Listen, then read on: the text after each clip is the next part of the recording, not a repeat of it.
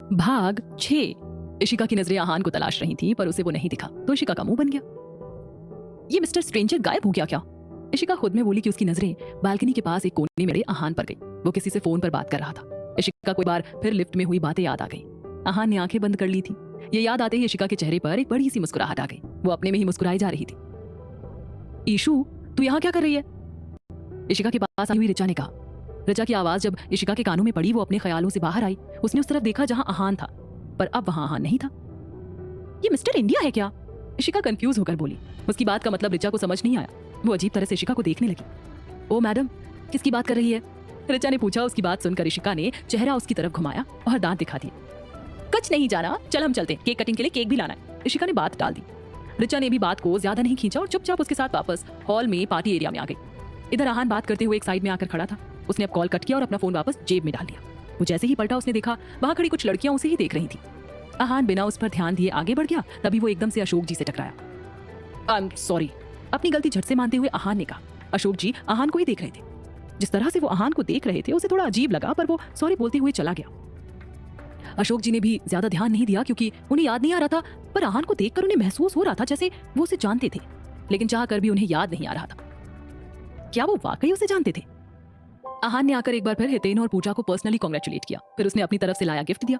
पूजा ने आहान की ओर देखा और कहा, सो मिस्टर आहान मेहरा, आज आपको फुर्सत था उससे, फिर उसका फोन लगा तो उसने झट से अपना फोन निकालकर कॉल रिसीव किया। ओके, मैं आता हूँ। आहान की इस बात को सुनकर हितेन और पूजा एक दूसरे की ओर देखने लगे। आहान ने कॉल कट किया। वो थोड़ा अपसेट होते हुए बोला, सॉरी पर मुझे जाना होगा, इट्स रियली अर्जेंट, जमीन देखनी है और फिर वापस पुणे जाना है। कोई ना वीरे, तू टेंशन ना ले, जा तू, हितेन ने कहा। तो आहान ने उसे हक किया और उन दोनों को बाय बोलकर वहां निकल गया। पार्टी में अब केक कटिंग हुई। इशिका और रिचा ने आज जिस तरह से पूरी पार्टी हैंडल की उससे अशोक जी खुश हुए। रात को पार्टी खत्म होने के बाद रिचा और इशिका अशोक जी के साथ ही अमृतसर के लिए निकल गई। वो दोनों अपना सामान लिए आ ही रही थी। इसी वक्त आहान भी वापस होटल आया था। इशिका और आहान दोनों एक दूसरे से अनजान थे। इशिका रिचा के साथ होटल से बाहर पार्किंग एरिया में आ रही थी तो आहान पार्किंग एरिया से वापस होटल की ओर जा रहा था। हल्की हल्की हवाएं चल रही थीं जिससे लहराते हुए इशिका का दुपट्टा आहान के चेहरे पर आ गया। दुपट्टे से आती खुशबू आहान को अपनी ओर आकर्षित कर रही थी। उसने उस दुपट्टे को अपने चेहरे से हटाकर उस दुपट्टे वाली लड़की को देखना चाहा, पर इशिका आगे निकल गई। उसका दुपट्टा भी लहराते हुए आगे बढ़ गया। आहान बस उसे जाते हुए देख रहा था। फिर उसे अचानक कुछ याद आया। उसके चेहरे पर सख्त भाव आ गए और वो बिना कुछ कहे होटल की तरफ बढ़ गया। इशिका और रिचा जैसे ही गाड़ी के पास आई, मैनेजर ने उनका सामान रखवाया और उनके लिए गाड़ी का दरवाजा खोलने लगा कि इशिका बोली, अरे मैनेजर अंकल, आप खामखा इतना काम क्यों कर रहे हैं? मेरे पापा कोई आपको एक्स्ट्रा सैलरी नहीं देते, आप ना इतना काम मत करिए। इशिका की बात सुनकर गाड़ी में बैठे अशोक जी के चेहरे पर मुस्कुराहट आ गई। मैनेजर आकर ड्राइवर सीट पर बैठा। अशोक जी उसके साथ वाली सीट पर थे तो रिचा और इशिका आकर पीछे बैठ गई। वहीं दूसरी तरफ आहान अपने कमरे में आ गया। उसने किसी को कॉल करके कुछ पूछा, मेरी टिकट हुई कल की? फिर कुछ पल रुककर बोला, गुड वर्क। फोन वापस रखकर आहान ने अपना ब्लेजर निकाला। उसने जैसे ही अपने ब्लेजर का कलर देखा तो उसे इशिका का चेहरा याद आ गया। उसकी बात, ओ लफंटर, अपना ये लफंगापन मुझे मत दिखाना। ये याद आते ही उसके चेहरे पर चिढ़न भरे भाव आए।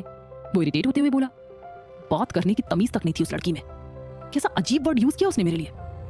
इशिका की बात याद करके वो चिढ़ता जा रहा था। उसने अपना सर जोर से झटका और बोला, उस बदतमीज लड़की के बारे में इतना मत सोच। आहान अपने कमरे में इधर से उधर टहल रहा था। उसकी नजरें बार बार गार्डन में उस बेंच पर ही जा रही थी जहां उस रात उसने उस दुपट्टे वाली लड़की को देखा था। ना चाहते हुए भी ना जाने क्यों बार बार उसकी नजरें वहीं जा रही थी, मानो जैसे उस लड़की को ही देखना चाह रही हूं। सुबह के 4 बजे के करीब इशिका बाकी सबके साथ अमृतसर पहुंची। गाड़ी उसके घर के सामने रुकी। रिचा ने तो अपनी नींद इशिका के कंधे पर सर रखकर पूरी कर ली थी, लेकिन इशिका नहीं सोई थी। उसके मन में कुछ और ही चल रहा था। तो वहीं अशोक जी भी किसी गहरी सोच में डूबे हुए थे। वे गाड़ी से बाहर निकले। इशिका ने रिचा को जगाया और बोली, चल अभी तो यहीं मेरे कमरे में सो जाना, फिर बाद में घर जाना।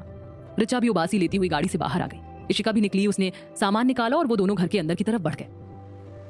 अशोक जी अपने कमरे में आ गए। उन्होंने कुछ सोचकर समय देखा और बोले, कुछ घंटों बाद करते हैं फोन, ये सही रहेगा। इशिका वहां रहेगी तो मुझे भी चिंता नहीं होगा और वहां वो पहली बार पूरा परिवार भी देख लेगी। इशिका के कमरे में आते ही रिचा बेड पर पड़ गई। उसने अपनी आंखें मूंदते हुए कहा, गुड नाइट ईशु, मैं चली सोने। इशिका मुस्कुरा उठी। उसने कुछ नहीं कहा। वो बस अपने बैग में बड़े कपड़े कबर्ड में रखने लगी। अपने कपड़े रखने के बाद इशिका ने घड़ी देखा। 40 मिनट बीत चुके थे। उसने अपने कपड़े और टॉवल लिया। वो बिना कुछ कहे चली गई। वहीं पुणे में सुबह के 5 बज रहे थे। आहान की माँ गायत्री जी मंदिर में वहां की सफाई कर रही थी। माता रानी की मूर्ति पर से पुरानी माला हटाकर उन्हें नई माला लगाई। आरती की थाल में रखा दिया जलाया और वो आरती करने लगी। उनके चेहरे पर अभी हल्की सी मुस्कुराहट थी। वो पूरे मन से पूजा कर रही थी। अपनी पूजा खत्म करने के बाद वो माता रानी की मूर्ति देखते हुए कामना करने लगी, हे माता रानी, मेरे आहान की जिंदगी में आए इस अकेलेपन को दूर कर दीजिए। मेरा बच्चा सबसे इतना दूर हो गया है कि अपनों पर जान छिड़कने वाला आज उन अपनों से सीधे मुंह बात तक नहीं करता। उनके चेहरे पर एक गहरी उदासी आ गई थी। इधर अमृतसर में घर के मंदिर में इशिका बहुत ही श्रद्धा से माता रानी की पूजा कर रही थी। हल्के पीले रंग के सूट सलवार में वो एकदम सादगी से तैयार थी। सर पर रखा दुपट्टा, माथे पर कुमकुम लगा तिलक उसे और सुंदर दिखा रहे थे। आरती करने के बाद उसने आरती की थाल ली और घर के हॉल में आरती दिखाने लगी। उसने कुछ देर में आकर वो थाल वापस मंदिर में रख दी और हाथ जोड़ लिए। इशिका ने अब मंदिर में रखा पूजा का लोटा उठाया जो कि जल से भरा हुआ था। वो आंगन में आई, वहां लगे तुलसी के पौधे के पास आकर इशिका उसे जल अर्पित करने लगी। जल चढ़ाकर उसने लोटा वापस मंदिर में रखा और फिर हाथ जोड़ते हुए बोली, माता रानी, क्या वो मुझे फिर मिलेगा? पर फिर वो चुप हो गई। इधर चंडीगढ़ में सुबह के 8:30 बज चुके थे, पर अभी भी बेड पर पेट के बल आहान सोया हुआ था। टेबल पर रखा उसका फोन बार बार बज रहा था। उसने अब वो फोन यूं ही आंख बंद किए हुए उठाया और कॉल रिसीव करते हुए बिना आंखें खोले ही बोला, माँ मैं आ जाऊंगा आज। इतना कहकर आहान ने कॉल कट कर दिया और फोन रख दिया। वो अभी भी आंखें बंद किए हुए ही था। वहीं अमृतसर में नाश्ता करने के बाद अशोक जी ने शांत स्वर में कहा, इशिका, मुझे अभी कुछ महीनों के लिए कनाडा जाना होगा। ये सुनकर इशिका का मन उदास हो गया। उसने मुंह बनाते हुए कहा, पापा जाना जरूरी है। हाँ तभी तो जा रहे हैं, और वैसे भी आप भी यहाँ पंजाब से पुणे जा रही हैं। अशोक जी के इतना कहते ही हैरानी से इशिका के मुंह से निकला, क्या? आप पुणे जा रही हैं? वहां मेरे एक बहुत पुराने दोस्त हैं, उनका परिवार है, आपको उन सबके साथ अच्छा लगेगा। अशोक जी ने मुस्कुराते हुए कहा, पर इशिका हैरान थी। पर पापा अचानक पुणे? इशिका ने कुछ कहना चाहा कि अशोक जी बोल पड़े, हम अपने दोस्त से बात भी कर चुके हैं, आप जा रही हैं। उनके ये आखिरी शब्द आदेशात्मक लहजे में थे, तो इशिका ने नजरें झुका ली। आप जाएंगी ना? अशोक जी ने इस बार बहुत प्यार से पूछा, तो इशिका नजरें उठाकर उनकी ओर देखने लगी। अशोक जी भी इशिका को ही देख रहे थे। उन्हें उसके जवाब का इंतजार था कि इशिका जाएगी या नहीं। क्या इशिका पुणे जाने को तैयार हो जाएगी या नहीं? क्या इशिका दोबारा आहान से मिल पाएगी? जानने के लिए सुनिए रब की मर्जी, सिर्फ और सिर्फ प्रतिलिपि FM पर। दादी खुद पे आहान उनके पास आया। उसने झुककर दादी के पैर छुए तो उन्होंने प्यार से उसके सर पर हाथ रखते हुए कहा, हमेशा खुश रहो। ये सुनते ही आहान के चेहरे पर एक दर्द झलक आया। उसने कुछ कहा नहीं और शांत भाव से अपनी माँ के पैर छुए। आहान झुका हुआ ही था, तभी उसे एक चमकदार जूते दिखे। वो तुरंत उठ गया। गायत्री जी के पास ही राजवीर जी खड़े थे। अपने पापा को देखते ही आहान ने अपनी माँ को देखकर कहा, माँ मैं ऑफिस जा रहा हूँ। गायत्री जी और दादी जी राजवीर को देखने लगे, पर उनके चेहरे पर कोई भाव नहीं थे। आहान जाने लगा, तभी राजवीर जी बोले, डील का क्या हुआ? ये सुनते ही आहान के कदम रुक गए, पर वो पलटा नहीं। उसने बिना पलटे ही बिना किसी एक्सप्रेशन के कहा, मिस्टर मेहरा, मैं अपनी जिम्मेदारी और अपना काम बहुत अच्छे से पूरा करता हूँ। आपको सारी डिटेल्स आपका मैनेजर अमन मैसेज कर देगा। इतना कहकर आहान ने जाने के लिए कदम बढ़ाया कि उसकी माँ नम आवाज में बोली, आप दोनों बाप बेटे हैं, बिजनेस एसोसिएट्स नहीं। आहान ने जैसे ही अपनी माँ की आवाज में नमी महसूस की, वो उनकी ओर पलटा और अपनी माँ को देखते हुए बोला, माँ आप बेवजह परेशान मत होइए। तभी वेदिका और आरव भी आ गए। राजवीर जी के चेहरे पर कोई भाव नहीं थे। वो अपनी पत्नी की ओर देखते हुए बोले, गायत्री, हमारे दोस्त अशोक की बेटी आ रही है, उसके लिए कमरा तैयार करवा दीजिएगा, वो कुछ महीने यहीं रहेगी। ये बात सुनते ही गायत्री जी और दादी जी एक दूसरे को देखने लगे। क्या? पर अशोक तो वसुधा की मौत के बाद से 22 साल से अब तक एक बार भी नहीं आया।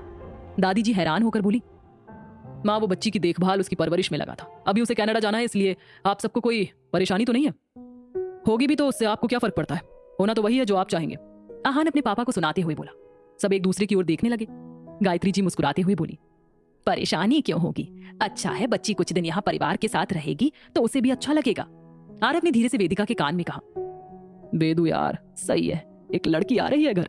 वेदिका ने घूरकर उसे देखा और उसी टोन में बोली, भाई वो पापा के दोस्त की बेटी है। हाँ हाँ पता है, पर क्या जा रहा है, थोड़ी बहुत फ्लर्टिंग तो कर ही सकता हूँ। अभी बताती हूँ पापा को। वेदिका ने आरव को धमकाते हुए कहा तो उसका मुंह लटक गया और वेदिका दबी हंसी हंसने लगी। आहान ने उन दोनों को देखा। वेदिका आहान के पास आई और उसे हक करते हुए बोली, भाई I missed you so much. Aahan ने बस हल्के से उसके सर पर हाथ सहलाया। वेदिका उससे अलग हो गई तो आहान आरव को घूरता हुआ सख्त लहजे में बोला, तुम्हें जो काम दिया था वो हुआ? आरव सक पका गया। वो अटकते हुए बोला, भाई मैं बस वही कर रहा था।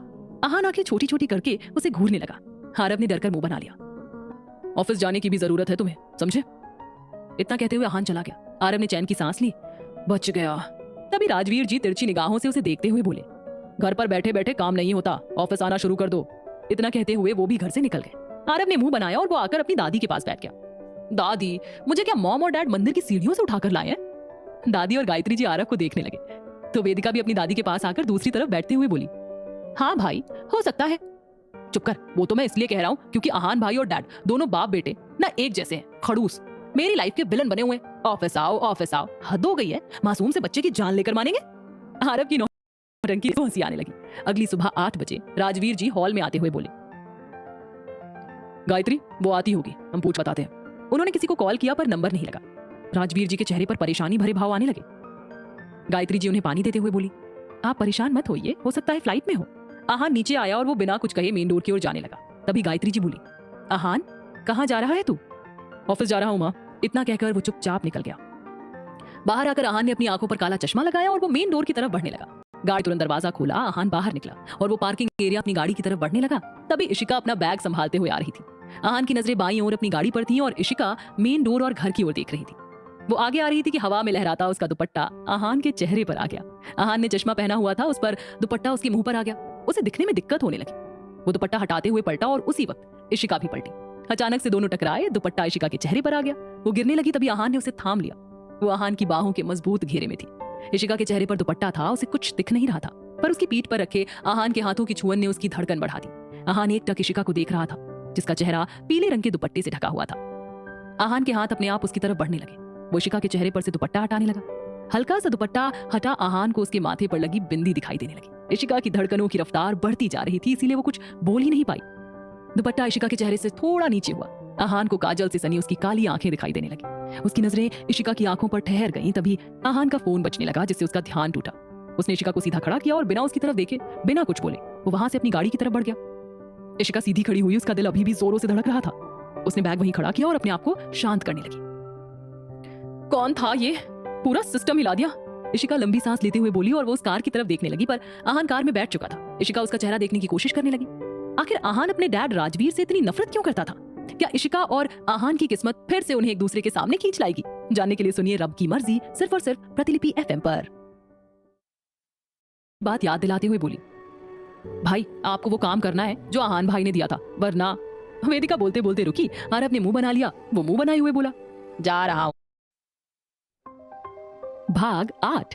इशिका गाड़ी में बैठे आहान का चेहरा देखने की कोशिश करने लगी, पर आहान बहुत तेजी से गाड़ी चलाते हुए निकल गया, जिस वजह से इशिका को उसका चेहरा नजर ही नहीं आया।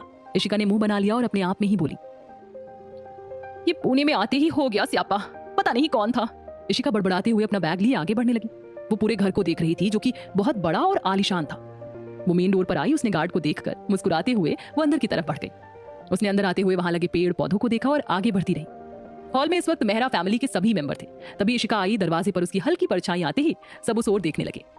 पीले रंग का पंजाबी सूट, सलवार, गले में दुपट्टा, खुले बाल, माथे पर एक छोटी सी बिंदी, आंखों में काजल, कानों में झुमके, पैरों में पंजाबी जूतियां। कुल मिलाकर इशिका एकदम पंजाबी कुड़ी लग रही थी। आरव एक टक बिना पल के झपकाए उसे देखता रहा। तो वहीं राजवीर जी इशिका के पास आने लगे। उनको देखकर इशिका समझ गई यही उसके पापा के दोस्त होंगे। वो मुस्कुराते हुए अंदर आई। गायत्री जी ने नौकर को आवाज दी और इशिका का सामान उसके कमरे में रखने को कहा, जो उन्होंने उसके लिए तैयार करवाया था। इशिका ने मुस्कुराते हुए राजवीर जी से कहा, सत श्री अकाल अंकल जी। राजवीर ने मुस्कुराते हुए उसके सर पर हाथ रखा। राजवीर जी ने इशिका को सबसे इंट्रोड्यूस करवाया। उसने मुस्कुराते हुए गायत्री जी और दादी जी के पैर छू लिए। राजवीर जी इशिका को देखकर मुस्कुरा रहे थे। उनके मन में कुछ चल रहा था। बेटा आने में कोई प्रॉब्लम तो नहीं हुई ना? राजवीर जी ने पूछा। इशिका एकदम से बोली, अरे अंकल जी बिल्कुल दिक्कत नहीं हुई। गायत्री जी मुस्कुराते हुए प्यार से इशिका का गाल छूकर बोली, और घर में सब कैसे हैं? ये सवाल सुनते ही इशिका की आंखों में नमी उतर आई, पर उसने तुरंत अपने आप को संभाल लिया और मुस्कुराती हुई बोली, मैं तो आपके सामने ही हूँ और पापा जी बिल्कुल ठीक है।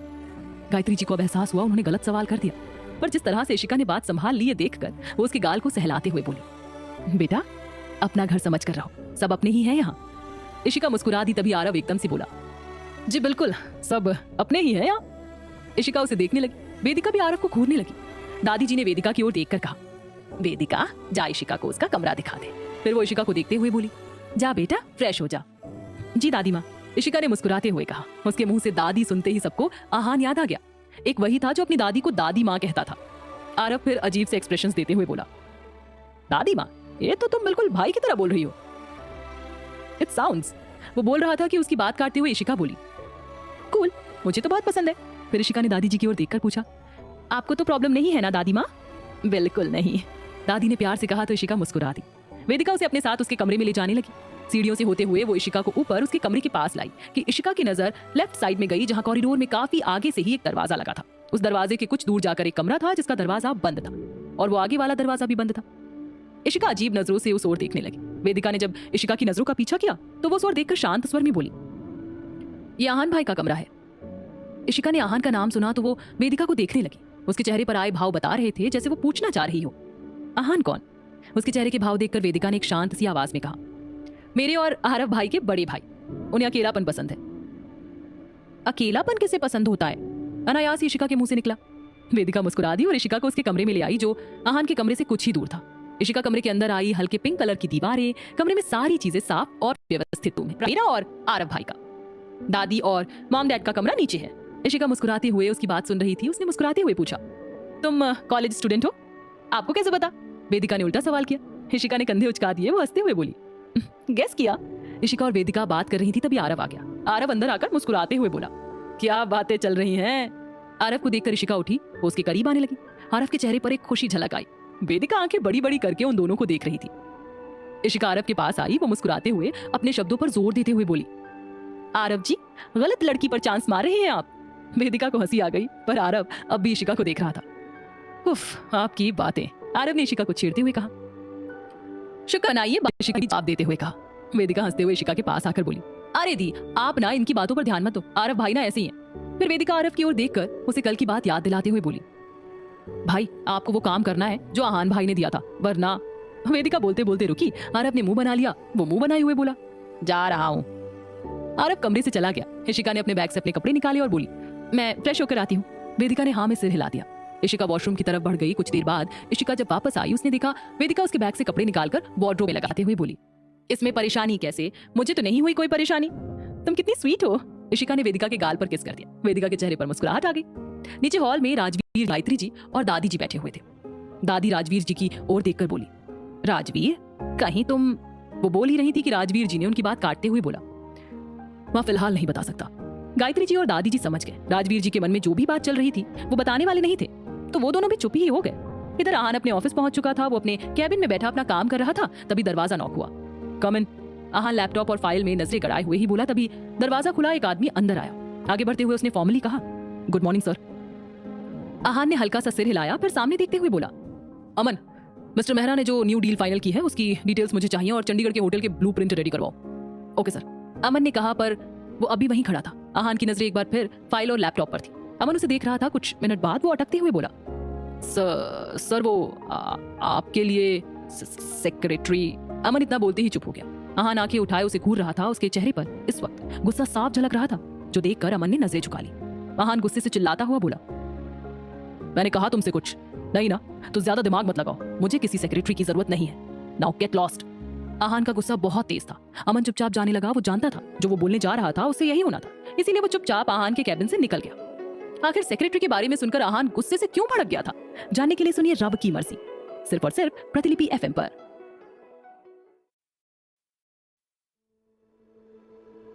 भाग 9। आहान ने अमन के जाते ही गुस्से से अपना लैपटॉप बंद किया। उसके चेहरे पर बहुत ही ज्यादा गुस्सा झलक रहा था। उसने गुस्से से अपना हाथ टेबल पर दे मारा। उसके हाथ पर गहरी चोट आई थी, पर उसका ध्यान उस पर था ही नहीं। वो बस गुस्से से कुछ और ही सोच रहा था। आहान अपनी चेयर से उठा। वो अपने कैबिन में ही बने वॉशरूम में आया। बेसिन के पास आकर आहान ने पानी का टैप खोल दिया। पानी बह रहा था। आहान वो पानी अपने मुंह पर डालने लगा। उसके चेहरे पर गुस्सा अभी भी था। वो लगातार पानी से मुंह धोता जा रहा था। कुछ देर बाद वो थोड़ा शांत हुआ। उसने टिश्यू से अपना मुंह साफ किया। वहां लगे आईने में आहान अपना चेहरा देखने लगा। उसकी आंखें लाल हो चुकी थी। उसने एक गहरी सांस ली और वॉशरूम से बाहर अपने कैबिन में आ गया। इशिका लेकर आई। आरव के अलावा सब इस वक्त हॉल में ही मौजूद थे।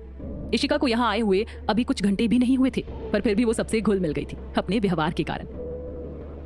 राजवीर जी ने इशिका की ओर देखकर मुस्कुराते हुए कहा, बेटा, तुम्हें यहाँ हिचकिचाने की जरूरत नहीं है। अपना ही घर समझ कर रहो, और जब तक अशोक नहीं आता तुम वापस अमृतसर नहीं जाओगी।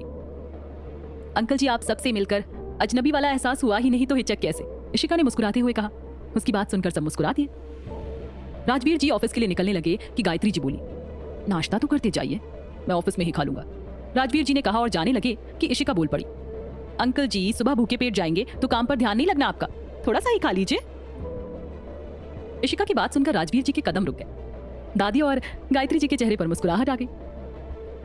राजवीर जी भी मना नहीं कर पाए और वो आकर डाइनिंग टेबल पर बैठ गए। गायत्री जी ने सबके लिए प्लेट्स लगाई। वेदिका आरव को बुलाने चली गई। इशिका भी आकर दादी जी के पास बैठ गई। उसको देखकर दादी ने बहुत प्यार से कहा, बहुत प्यारी बच्ची है।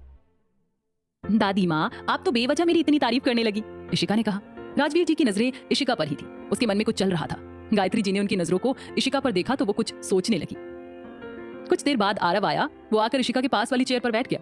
इशिका ने उसकी तरफ देखा और मुस्कुरा दी। ये देखकर आरव के चेहरे पर भी एक बड़ी सी मुस्कुराहट आ गई। सब खाने लगे। दादी को आहान की याद आ गई। वो गायत्री जी की ओर देखकर बोली, बहू, आहान ने ब्रेकफास्ट नहीं किया ना? नहीं माँ जी, बस सुबह की कॉफी ली है। गायत्री जी के चेहरे पर एक उदासी आ गई। राजवीर जी अपना ब्रेकफास्ट करके उठे और आरव को घूरते हुए बोले, आहान ने जो कहा है वो कंप्लीट करो और जल्द से जल्द ऑफिस आना शुरू करो। इतना कहकर राजवीर जी चले गए। आरव ने मुंह बना रखा था। उसके चेहरे पर बेचारगी झलक रही थी। वो मुंह बनाए हुए बोला, ओह गॉड, मेरी लाइफ में ना डैड और भाई कभी सुकून नहीं रहने देंगे। अभी तो मैं बच्चा हूँ, पर ये दोनों मुझे अपनी तरह सीरियस बनाकर दम लेंगे।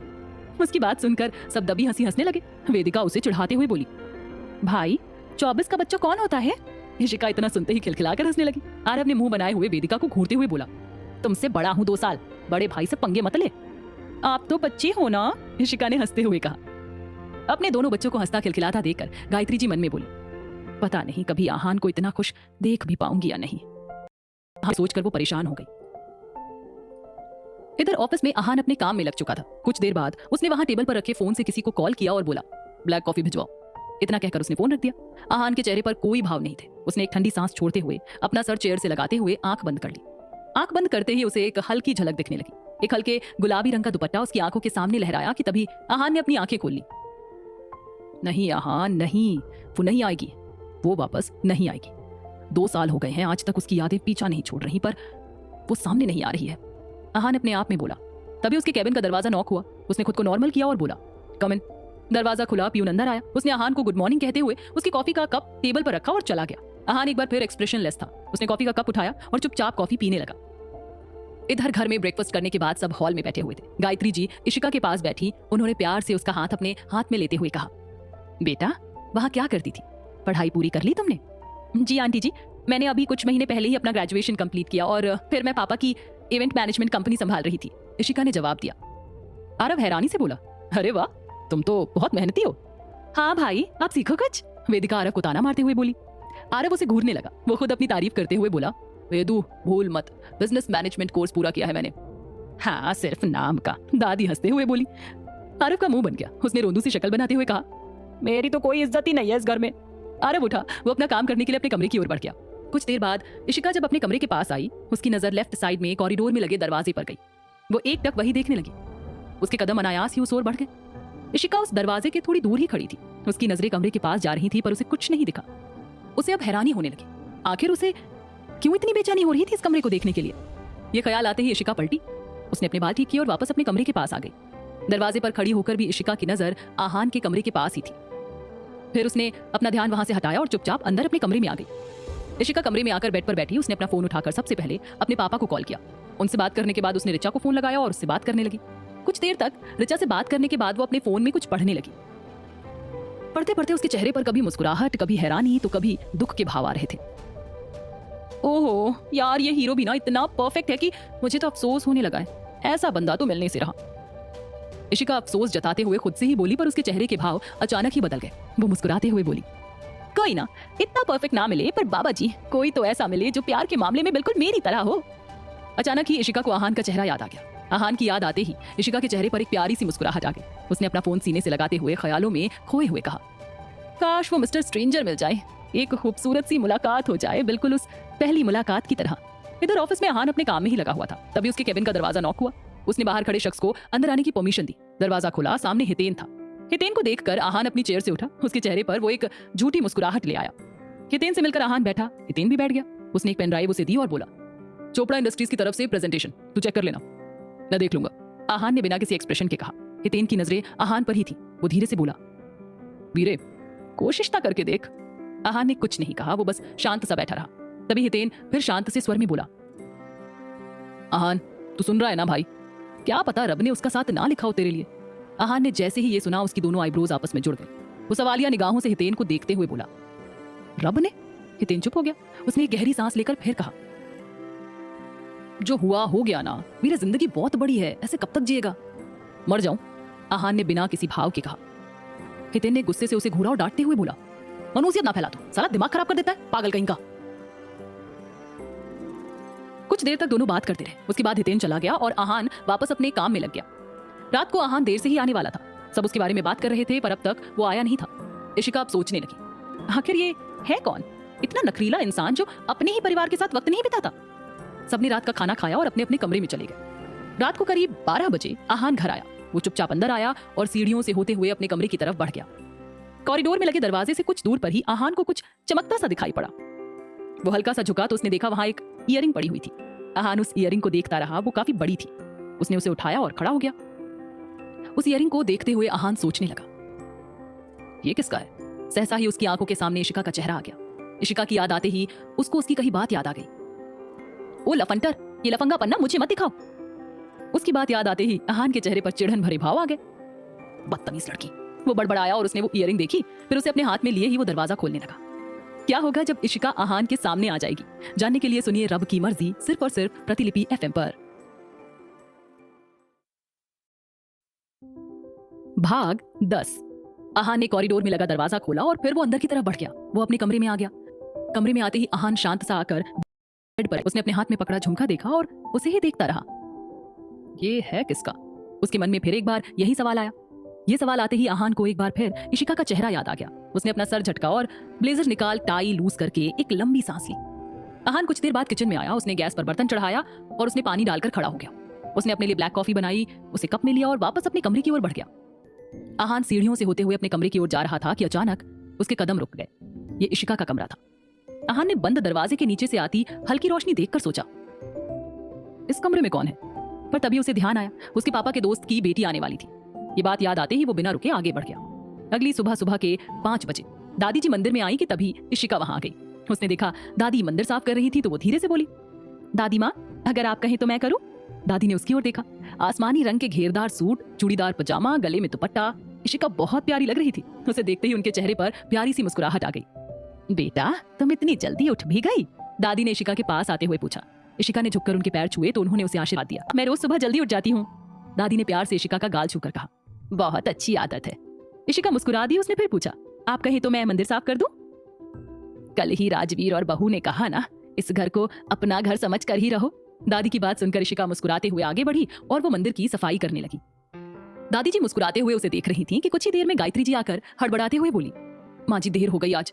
पर जैसे ही उनकी नजर मंदिर को साफ करती इशिका पर पड़ी, वो चुप हो गई। इशिका ने मंदिर में सफाई करके आरती की थाल तैयार की। उसको देखकर गायत्री जी ने अपनी सास की तरफ देखा तो उन्होंने बस मुस्कुराते हुए पलकें झपका दी। इशिका आरती की थाल लिए दादी के पास आई। उसने आरती की थाल उनको पकड़ाते हुए पूछा, दादी माँ, थाल सही है ना? दादी जी ने आरती की थाल देखी तो वो मुस्कुरा दी। इशिका दादी जी की तरफ देखने लगी। उसको चुप देखकर उसने अब गायत्री जी की तरफ देखा तो वो मुस्कुराते हुए बोली, बेटा सब ठीक है। ये सुनते ही इशिका को राहत मिली। दादी जी ने पूजा करना शुरू किया। धीरे धीरे राजवीर जी, आरव, वेदिका सब आ गए। राजवीर जी की नजरें इशिका पर ही ठहरी हुई थी। उनके चेहरे पर आते भाव देखकर साफ लग रहा था जैसे वो कुछ सोच रहे थे। वहीं आरव की नजरें भी इशिका पर ही थी। दादी जी ने जैसे ही उसे आरती की थाल थमाई तो इशिका बहुत मन से आरती करने लगी। उसके बाद वो सबको आरती देने लगी। इशिका को इस तरह पूजा करता देख आरव के चेहरे पर एक मुस्कुराहट आ गई। इशिका जैसे ही आरव के पास आई, आरव आरती लेते हुए धीमे से बोला, आप पूजा पाठ में विश्वास रखती हैं? इशिका ने आरव को देखकर धीरे से दबी आवाज में कहा, आरव जी, और भी बहुत सी चीजों में विश्वास रखती हूँ, आप इंतजार कीजिए, पता लग जाएगा आपको। इतना कहकर इशिका वेदिका के पास आ गई। वेदिका ने आरती ली तो इशिका ने जाकर आरती की थाल वापस मंदिर में रख दी। उसने वहां रखा गंगा जल का कलश उठाया और मंदिर के पास बने थोड़ी दूर पर लगे तुलसी के पौधे में जल अर्पित करने लगी। राजवीर जी मुस्कुराते हुए मंदिर से बाहर आ गए। दादी जी और गायत्री जी भी हॉल में आ गए। वेदिका भी इशिका के पास आकर खड़ी हो गई थी और आरव एक टक बिना पल के झपकाए उसे देख रहा था। इशिका ने वो कलश वापस मंदिर में रखा। वेदिका उसके पास आते हुए मुस्कुराकर बोली, इशिका दी, आप इतनी जल्दी उठ जाती हैं? मेरी आदत है, इशिका ने मुस्कुराते हुए कहा। वाओ, इट्स ग्रेट, वैसे आप बहुत खूबसूरत लग रही हैं, आरव फ्लर्टी होते हुए बोला। उसकी बात सुनकर वेदिका उसे घूरने लगी पर इशिका चलकर आरव के पास जाने लगी। चलते हुए इशिका आरव के पास आ गई। उसने अपना चेहरा उसके करीब बढ़ाया। आरव का दिल धड़क उठा। वो हैरान था तो वहीं देविका भी हैरानी से आंखें फाड़े इशिका को देख रही थी। इशिका का चेहरा आरव के पास आ रहा था। आरव हड़बड़ाते हुए दूर हो गया कि उसके कान में इशिका की आवाज पड़ी, इशिका कपूर को आपने अब तक जाना नहीं है, जरा दायरे में रहिए। चेपू, चंपक और लफंगे लड़के मुझे बिल्कुल पसंद नहीं। आरव इशिका को ऐसे देखने लगा जैसे कह रहा था, क्या वो स्मार्ट नहीं है? कि इशिका फिर बोली, चाहे वो कितने ही स्मार्ट क्यों ना हो। आरव का मुंह खुल गया। वेदिका खिलखिलाकर हंसी, स्मार्ट बॉय। वेदिका ने आरव को चढ़ाते हुए कहा और वो भी इशिका के पीछे चली गई। आरव मुंह बनाए माता रानी की मूर्ति देखकर बोला, ये आपकी भक्त तो बड़ी दुष्ट है। आहान अपने कमरे में पेट के बल सो रहा था कि तभी गायत्री जी आहान के कमरे के बाहर आई। उन्होंने कॉरिडोर में लगा दरवाजा खोला और अंदर आने लगी। कमरे का दरवाजा लगा था, वो उस दरवाजे को खोलकर अंदर आई। आहान को सोता देखकर उनके चेहरे पर मुस्कुराहट आ गई। गायत्री जी ने आकर लैंप टेबल पर कॉफी का कप रखा और बेड पर आहान के पास बैठ गई। बाल कहलाने लगी। गुड मॉर्निंग माँ। आहान ने यही कहा। उसकी माँ की आंखों में नमी आ गई। उन्होंने आहान के बालों को सहलाते हुए बहुत ही प्यार से कहा, उठ जा बेटा, तेरी कॉफी रख दी है। आहान ने अपनी आंखें खोली। वो हल्का सा उठा और उसने बेड पर पड़ी अपनी टी शर्ट उठाकर पहनते हुए कहा, थैंक यू माँ। गायत्री जी मुस्कुरा दी। आहान ने कॉफी का कप उठाया और एक घूंट मुंह में भरते हुए बोला, माँ आज रात को भी मैं लेट आऊंगा। आहान की बात बीच में काटते ही गायत्री जी ने कहा तो वो चुप हो गया। उसकी माँ ने उसका हाथ अपने हाथ में लेकर शांत भाव से कहा, सबसे कितना दूर होता जा रहा है, किसी की फिक्र नहीं है ना तुझे? आहान, तेरे पापा ने जो किया उसकी सजा उनके साथ साथ पूरे परिवार को क्यों दे रहा है? आहान बस शांत सा कॉफी पी रहा था। उसने कॉफी पीते हुए ही बिना किसी भाव के कहा, माँ मैं किसी को सजा नहीं दे रहा। अच्छा, सही था क्या मेरा आहान? इतना गुस्सा, इतना काम, कभी परिवार के साथ वक्त ना बिताना। मेरा आहान ऐसा नहीं था। गायत्री जी की आंखें भर आईं। उन्होंने जब ये कहा तो आहान के फेस पर कोल्डनेस आ गई। उसने बिना किसी एक्सप्रेशन के कोल्ड टोन में ही कहा, मैं ठीक हूं माँ, प्लीज आप परेशान मत होइए। आज का दिन भी इशिका का सबके साथ अच्छा बीता। रात को सब खाने की टेबल पर थे सिवाय आहान के। आज भी बस उसका जिक्र ही था जो सुनकर इशिका सोचने लगी, ये है कौन? मुझे तो लगता है पक्का कोई खड़ूस सा इंसान होगा जिसे परिवार को छोड़कर बस अपने काम से मतलब है। रात 11 बजे करीब आहान घर आया। वो अपने कमरे में आ गया। इशिका अभी भी जागते हुए कुछ नॉवेल्स पढ़ रही थी जो आज उसे वेदिका ने दी थी। उसने अब नॉवेल बंद की और पानी पीने के लिए कमरे में रखा पानी का जग उठाया, पर वो खाली था। तो इशिका वो जग लेकर अपने कमरे से बाहर आई। वो सीढ़ियों से होते हुए नीचे किचन की तरफ बढ़ गई। इशिका किचन में आकर फ्रिज में रखी पानी की बोतल निकालने लगी, तभी उसे किसी के कदमों की आहट सुनाई थी। इस वक्त सब सो चुके थे तो इशिका थोड़ा घबराई। कदमों की आहट अब उसे किचन की ओर आते हुए ही महसूस होने लगी। इशिका और घबरा सी गई। उसने डरकर जग छोड़ा और पानी की बोतल लिए ही नजरें झुकाए जल्दी से किचन से बाहर निकलने लगी। इशिका जाने लगी कि उसका पैर कारपेट में अचानक उलझा। वो इससे और ज्यादा डर गई। डरने की वजह से उसका बैलेंस बिगड़ा और हाथ से पानी की बोतल छूटकर गिर गई। किचन में आते ही आहान की नजर जब गिरती हुई लड़की पर पड़ी तो उसे लगा ये वेदिका होगी। उसने तुरंत आगे बढ़कर उसका हाथ पकड़कर अपनी तरफ खींचा। इस तरह से किसी के खींचने से इशिका डरकर चिल्लाने लगी। उसने अपना मुंह खोला कि तभी उसके मुंह पर किसी का हाथ पड़ा। इशिका ने सामने खड़े शख्स को देखा तो हैरानी से उसकी आंखें बड़ी बड़ी हो गई। वो उसे देखने लगी। उसे विश्वास ही नहीं हो रहा था कि उसके सामने आहान था। तो वहीं आहान भी हैरान था इशिका को अपने घर में देखकर। उसने झट से अपना हाथ हटा लिया। आहान ने कुछ नहीं कहा। उसने इशिका का दूसरा हाथ भी छोड़ दिया और उससे दूर हो गया। इशिका अब भी उसे देख रही थी तो वहीं आहान को समझ आ गया ये पक्का उसके पापा के दोस्त की बेटी होगी जो घर आ चुकी थी। आप यहाँ हैं? इशिका ने सरप्राइज होकर पूछा। उसकी ये बेतुकी बात सुनकर आहान गहरे एक्सप्रेशन लिए उसे देखने लगा। उसे उस दिन कही इशिका की बात याद आ गई। उसके मुंह से आप सुनकर आहान को अजीब लगा। वो उसे सुनाते हुए बोला, आप, तुम्हारे पास इतने मैनर हैं? इशिका ने उसकी बातों को मानो सुना ही नहीं। उसका ध्यान तो बस एकटक आहान के हिलते होठों की तरफ ही था। पर जैसे ही उसका ध्यान अब आहान की बात पर गया, वो नाराजगी से उसकी ओर देखने लगी। देखिए आप, इशिका ने बोलने की कोशिश की कि आहान उसकी बात अनसुना करते हुए अपने लिए कॉफी बनाने लगा। उसका ये एटीट्यूड हैरानी से आहान को देखे जा रही थी, पर आहान का ध्यान बस कॉफी बनाने में था। इतना एटीट्यूड, और इन्होंने मुझसे मैनर की बात क्यों कही? इशिका सोचने लगी। वो अपनी और आहान की पहली मुलाकात याद करने लगी। तभी उसे ध्यान आया उसने आहान को गलत समझकर क्या कह दिया था। ओ तेरी की, ये बात है, इशिका अपने मन में ही बोली। उसने आहान को देखा जो कि अब कॉफी का कप लिए जा रहा था। सुनिए, इशिका के इतना कहते ही आहान के कदम फिर रुक गए। उसके फेस पर कोल्डनेस आ गई, पर वो इशिका की ओर नहीं पलटा। इशिका को भी अपनी गलती पर पछतावा था। उसने शांत सी आवाज में कहा, आई एम सॉरी, उस दिन आपको जो कहा वो गलती से, मतलब मुझसे गलती हो गई। आपको समझने में इसलिए कह दिया। मुझे समझने की तुम्हें जरूरत भी नहीं है, आहान ने पीछे से बिना किसी एक्सप्रेशन के कहा और वहां से चला गया। इशिका हैरानी से बस उसे जाते हुए देखती रही। उसका मुंह बन गया। अजीब एटीट्यूड है बंदे में, उसने मुंह बनाते हुए कहा और जमीन पर गिरी पानी की बोतल उठाकर अपने कमरे में जाने के लिए सीढ़ियां चढ़ने लगी कि उसकी नजर लेफ्ट साइड में गई जहां आहान कॉरिडोर में ये देखकर इशिका के मुंह से अनायास ही निकला, आहान? क्या आहान और इशिका के बीच की गलतफहमियां दूर हो पाएंगी? जानने के लिए सुनिए रब की मर्जी सिर्फ